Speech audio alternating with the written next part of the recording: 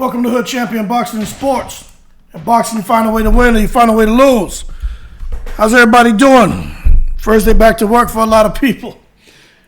Man, my day gets started tomorrow when my boys return to school. But anyway, man, Adrian Broner, the path to being undisputed at 140. That's the super lightweight division. For those of you who are saying, why would I do a video about Adrian Broner trying to become undisputed at 140? Well, to be quite frank, Adrian Broner said that's his goal, to be the undisputed at 140. And when he said that, I said, you know what? I truly believe there are some things that we could talk into reality, right? Speak it, you'll receive it. What Deontay Wilder say? Speak it, believe it, receive it. But let's just dilute that a little bit. Speak it and receive it. That's what he's trying to do. But let's be real, but at the same time, be fair to Adrian Broner. Does Adrian Broner have the skill set to be undisputed at 140? Does he have the skill set to maybe beat some of the elite at 147? We know he's not getting down to 135, but between 140 and 147, take the emotion out of it, because I know some of y'all already cussing at the screen. Does Adrian Broner have the skills? And the answer is yes. Does he have the power? The answer is yes. Okay? Does he have the ring IQ? The answer is yes. Does he have the experience? The answer is yes. Does he now have the maturity? I don't know. Does he have the mentality needed to get into the ring to become undisputed at 140 and clip some of the elite at 147? I don't know. Does he have a platform behind him that's willing to put up money and put him in the right positions in the right fights, because they're allowing him to choose his opponents to make sure he gets his confidence back, he gets a good rhythm going, he's fighting every few months, and potentially get him in position to start trying to pick up titles? Yes, he does. So that's being fair to Adrian Broner. Now, can he do it? That's a whole nother damn story. Now, I'm not saying that because I think Adrian Broner is incapable. I'm saying it because of this right here. All right? This is what we're dealing with. It's in the super lightweight division. Now, these are the ring rankings. We're going to look at the other rankings. When you think about Adrian Broner today, and I like Adrian Broner, and the reason why I support him is because that man's all about his children. No matter the mistakes he's made, in the ring, out the ring, personal life, professional life, that man you've never heard nothing said about him when it comes to his children. That man loves all of his kids. He spoils them, and that's what you're supposed to do. Love those damn children. That's why I'm behind that man 100%. Now, all the other stuff, I see it. I don't agree with it. But the fact that he's all about his kids, I can't help but support him, because there's so many guys out here that have a clean nose, have a clean track record. They're not fighting themselves in personal and professional, drama and melee, but they don't take care of their goddamn kids. So those are the guys who we shouldn't be supporting. But a guy like Adrian Broner, I get it. He's done some things. I see it. I understand. I don't agree. But I'm going to support the man because of the way he is with his kids. Now, when you just look at these killers at 140, right? I mean, these are killers. Josh Taylor and Adrian Broner today. This Adrian Broner. You think Adrian Broner can get in there and clip Josh Taylor? I'm not going to give an answer on that. I'm just asking you. Regis Prograis. That's the fight he says he wants after this comeback fight against Red Catch. Let's be real, okay? Regis Prograis? Yo, come on, man. That's a difficult fight. That's a difficult fight for Adrian Broner. But, does he have the skill set to do it? Is he with the right trainer to do it? Is he getting pushed in camp the way he needs to get pushed to make sure that he'll be prepared going into the Red Catch fight, which is going to catapult him, hopefully, to the Prograis fight? And he can carry that momentum forward. I think he is. But is he going to be able to pull it off? I don't know. This guy Ramirez, another killer. Can he get in there with these guys? What happens when they start letting their hands go? We know Adrian Broner has good defense. They're throwing shots. He's trying to catch, counter, pop shot.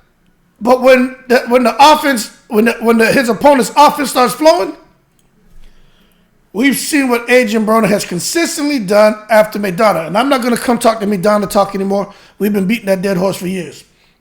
But we have to see what he does. Catterall, another killer. Josh Taylor, all he can handle. You can take Adrian Broner after one fight, maybe two fights, and throw him in with Catterall. These Dominicans out here, they better check the damn water. They need to be on Nevada testing. And I'm saying that, I'm saying it as more of a compliment than to accuse anyone of peds. What I'm saying is, these Dominicans right now, they're such strong fighters and such killers that it makes you think they're on peds. That's a compliment. That means that's how outstanding they perform, how outstanding their stamina is, and their power and their work rate, to where it's like, this can't be real. There's got to be something more to it. Zepeda, another killer. Then you come down, you're talking about Barbosa Jr. Broner may be able to get in there and make that interesting. Gary Russell, I don't know. Russell showed that he can lose. You know what I'm saying? But can Broner beat a young, hungry Gary Russell? Ergashev, Puello, tell you, man. And Matias is Cuban. Puello is Dominican. And then Lopez. I think Adrian Broner should fight Teofimo Lopez, me personally. Come and clip Teofimo, but Teofimo doesn't have a belt, and Teofimo will probably not get a belt at 140.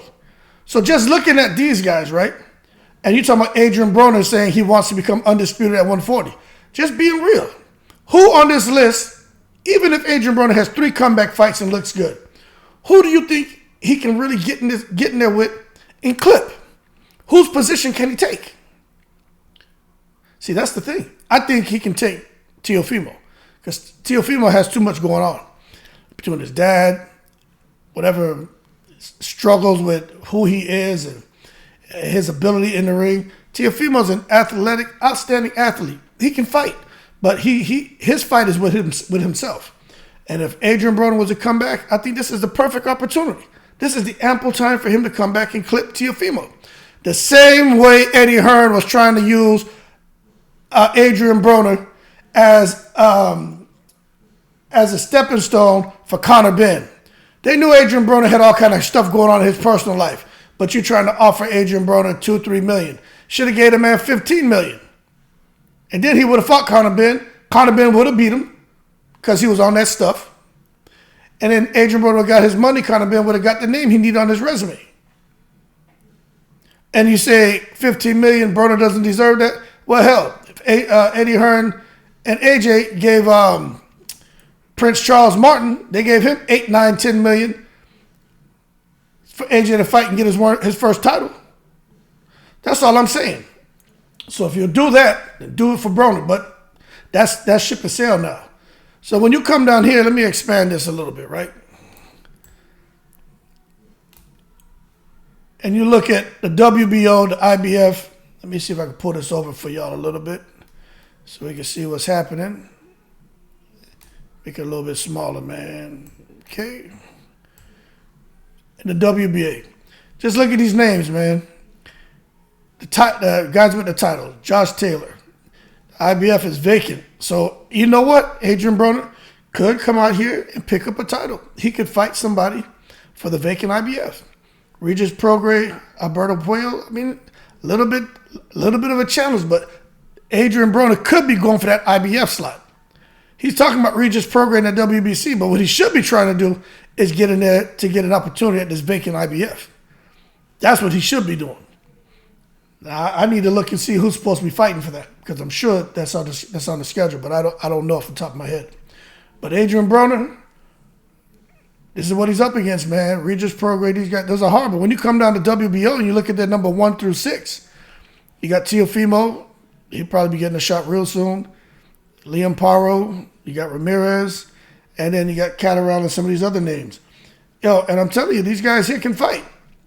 But Adrian Broner has to be disciplined if he really wants to get in here and think he's going to beat a guy like Subriel Matias, man. You know? You really think you're going to get in there and clip Jose Zepeda? I mean, a serious power puncher, man? It's just problems. Russell Romero, hey, don't be surprised if they try to make that Romero fight. That would be the fight to make. But Adrian Broner at the same time, he doesn't want to come back and lose. But I would like to see him fight Rolly. I think Rolly has a good chance. But I think if Broner's on top of his game, I think he can get Rolly. But Rolly hits hard. For those of you who are saying, nah, man, Adrian Broner would easily beat Rolly, hold your horses. Not because I say so. Because Tank Davis said he couldn't play around with Rolly early in that fight. He felt his power. He was like, that joker hits hard. That joker's strong. And he gave Rolly a compliment by saying Rolly can really box. He has skills. He's not a dumbass fighter. He truly has skills. So you think about that, and I'll take Adrian Broner and want to throw him in there with a guy like Rolly Romero, who Tank said he couldn't afford to play around with, and Adrian Broner, whose legs are gone, and he wants to stand in the pocket and catch punches. Rolly's going to get something through. And Adrian Broner could too. But I'm just saying, Rolly's going to get something through. And what happens when he does? So when you look at that, and you look at Adrian Broner and everything he's doing, you know, I have to say, man, I commend Adrian Broner for coming back and trying to make the best of his second opportunity. But we just got to be real about it. We have to wait and see what he does. We don't know what kind of Adrian Broner we're going to get. But at the same time, although a lot of us may be a little pessimistic as far as him coming back and being able to get signature wins against elite fighters at 140 or 147, at least we know, being fair, he has a skill set to do it. We know what Adrian Broner can do. We've seen it.